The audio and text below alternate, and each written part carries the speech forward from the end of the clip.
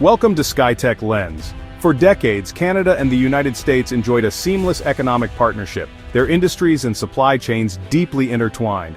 But as autumn 2025 arrives, that bond is fracturing. Aggressive U.S. protectionism has triggered a trade war, shattering old certainties. Retaliatory tariffs and political posturing have replaced quiet cooperation, leaving businesses and citizens caught in the crossfire. Canada, under Prime Minister Mark Carney, now faces a hard truth. Its reliance on the U.S. market is a vulnerability, not a strength. The government is being forced to chart a new independent course, one that could redefine the nation's future. The special relationship is being tested as never before, and the fate of North America's economic architecture hangs in the balance. In June 2025, President Trump stunned the world by announcing a dramatic escalation in the ongoing trade dispute with Canada. He doubled tariffs on Canadian steel and aluminum, raising them to a staggering 50%.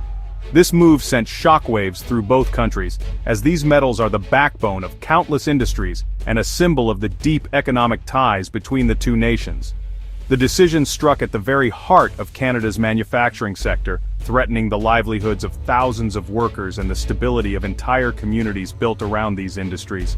Supply chains that had been carefully constructed over decades were thrown into chaos overnight. Nowhere was the impact felt more acutely than in Ontario's auto industry, where cross-border integration is not just important, it's essential. Every car assembled in Ontario contains parts that cross the border multiple times, and the sudden spike in costs threatened to grind production to a halt. The tariffs didn't just raise prices, they threatened the very viability of plants and jobs, acting as a direct tax on Canadian industry. For many businesses, the future became uncertain overnight, with some forced to consider layoffs or even closure. The shockwaves didn't stop at steel and auto.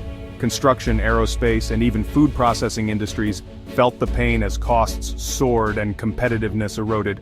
Projects were delayed, contracts lost, and Canadian products suddenly faced an uphill battle in global markets. In Ottawa and across the provinces, leaders saw this as more than just a trade dispute. It was an attack on Canadian livelihoods and sovereignty. The sense of injustice was palpable, fueling anger and determination from coast to coast. The move, justified by the U.S. under the banner of national security, was widely seen as punitive and arbitrary. It dominated headlines, sparked heated debates, and galvanized a fierce national response. Canadians from all walks of life rallied together, demanding action and answers. Instead of weakening Canada, the tariffs had an unintended effect. They united the country like never before. Political rivals set aside differences, labor and business leaders found common cause, and ordinary citizens stood shoulder to shoulder, determined to defend their jobs and their future. The stage was set for unprecedented retaliation. The old rules of North American trade no longer applied. A new era of uncertainty and confrontation had begun, with both sides bracing for what would come next. Canada struck back swiftly, catching many in Washington off guard. The response was not just a matter of policy, but a demonstration of how deeply intertwined the two nations had become. In the halls of Ottawa, officials moved with a sense of urgency, determined to show that Canada would not be pushed around. Ontario Premier Doug Ford imposed a 25% surcharge on electricity exports to the U.S., targeting a critical American vulnerability. This was not just a symbolic gesture, it was a direct hit to the American power grid, a system that quietly relies on Canadian energy to keep the lights on in millions of homes and businesses. States like Michigan and New York, heavily reliant on Canadian power, faced sudden price hikes and the looming threat of blackouts. In Detroit, city officials scrambled to reassure residents as energy bills soared overnight. In upstate New York, utility companies warned customers to brace for rolling outages if the standoff continued. U.S. grid operators warned of instability, and the surcharge brought the trade war into American homes. For the first time, families saw the impact of international disputes in their living rooms as lights flickered and news anchors reported on the growing crisis. This move, part of a broader Canadian counter-offensive, included billions in counter-tariffs and bans on U.S. firms and government contracts. Canadian lawmakers debated late into the night, crafting a package of retaliatory measures designed to hit back at American interests across multiple sectors. The electricity surcharge was especially potent, forcing urgent diplomatic talks and a temporary pause for negotiations. American diplomats rushed to Ottawa, seeking a resolution before the situation spiraled further. Behind closed doors, negotiators weighed concessions and calculated the cost of escalation. Energy analysts in both countries watched the markets nervously. The price of electricity futures spiked, and businesses on both sides of the border began to worry about supply chain disruptions. The ripple effects of the surcharge were felt far beyond the power sector, threatening manufacturing and trade. Premier Ford made it clear, Canada's energy exports were now a bargaining chip. In press conferences, he emphasized that Canada would defend its interests, and that energy, once a symbol of cooperation, could just as easily become a weapon in economic conflict. The message to Washington was unmistakable. Canada had leverage and was ready to use it. American lawmakers, some previously dismissive of Canadian threats, now faced mounting pressure from constituents and industry leaders to find a solution. The power play forced the U.S. to the table, but the threat of renewed surcharges loomed. Every negotiation session was shadowed by the possibility that Canada could tighten the screws even further, plunging parts of America into darkness.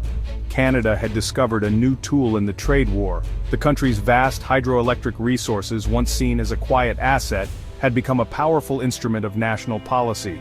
The era of quiet dependence was over. From now on, every flicker of the lights would serve as a reminder.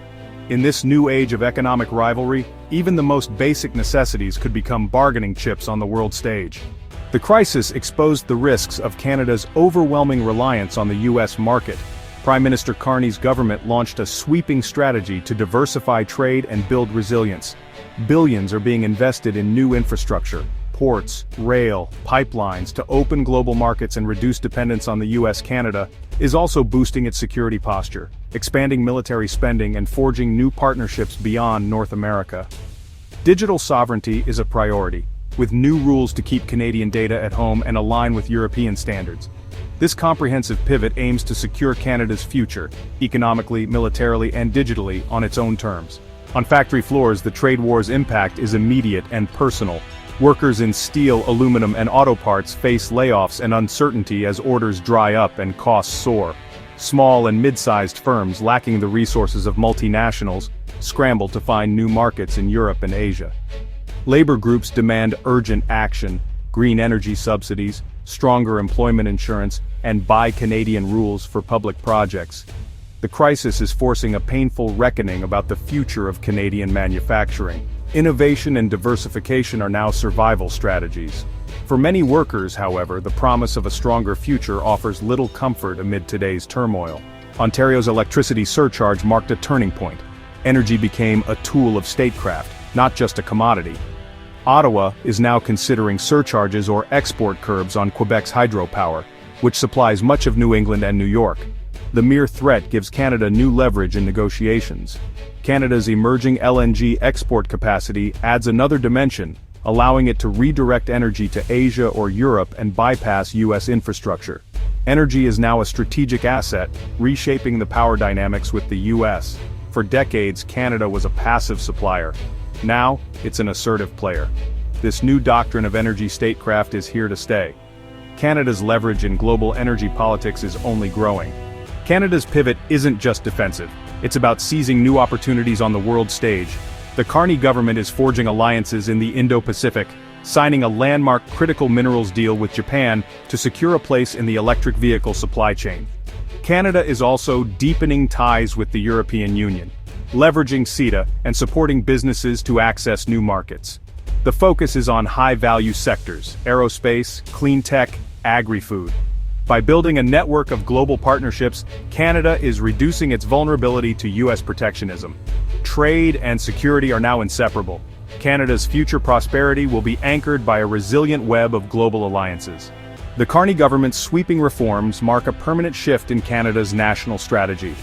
Massive investments in east-west infrastructure are reorienting trade flows toward global markets. Not just the U.S., stronger internal trade links and new economic ecosystems are emerging. The pain of transition is forcing businesses to innovate and adopt a global mindset. Canada is betting on sectors like EV batteries and clean tech for future growth. The crisis is redefining Canada's identity, less as America's junior partner, more as an independent global player. The risks are real, but so are the opportunities for a more sovereign, prosperous future. The 2025 trade war is reshaping North America's economic landscape in ways few could have predicted just a few years ago. What once seemed like an unbreakable partnership between the United States and Canada is now under immense strain, as new policies and shifting alliances redraw the boundaries of cooperation and competition. The era of seamless continental integration is over. National borders and interests now dominate. Where goods and people once flowed freely, new barriers and checkpoints have emerged, symbolizing a return to a more guarded, protectionist mindset. The trust that underpinned decades of collaboration has been shaken, replaced by suspicion and a focus on self-preservation. Industries must adapt, with U.S. firms friend-shoring at home, investing heavily in domestic production and supply chains. American companies are rethinking their strategies, prioritizing resilience and security over efficiency, and seeking to insulate themselves from future shocks. Meanwhile, Canadian companies are accelerating global diversification, forging new partnerships in Europe, Asia, and beyond. They are determined to reduce their reliance on the U.S. market, exploring fresh opportunities and building networks that span continents. A recent U.S. court ruling against Trump's tariffs adds uncertainty, but the damage to trust is done. Legal battles may offer some hope for resolution, but the scars left by months of economic conflict will not heal overnight. Canada's pivot to self-reliance and global partnerships is now irreversible. Investments in renewable energy, infrastructure, and technology are laying the groundwork for a more independent future, one less vulnerable to the whims of its southern neighbor. The special relationship is gone, replaced by a more competitive, cautious dynamic. Diplomatic meetings are tense, and public statements are carefully measured, as both sides navigate this new reality. Canada's strategic use of energy and new trade deals are building blocks of a new identity. By leveraging its natural resources and expanding its global reach, Canada is carving out a distinct role on the world stage. The continent is being redrawn, and the old map no longer applies. Trade routes, alliances, and economic priorities are shifting, creating a landscape that is both uncertain and full of possibility. A new North America is emerging, one forged in the fires of this trade war. As the sun rises on this transformed continent, nations, industries, and people must find their place in a world that has changed forever. Thanks for watching. Subscribe to the channel for more updates.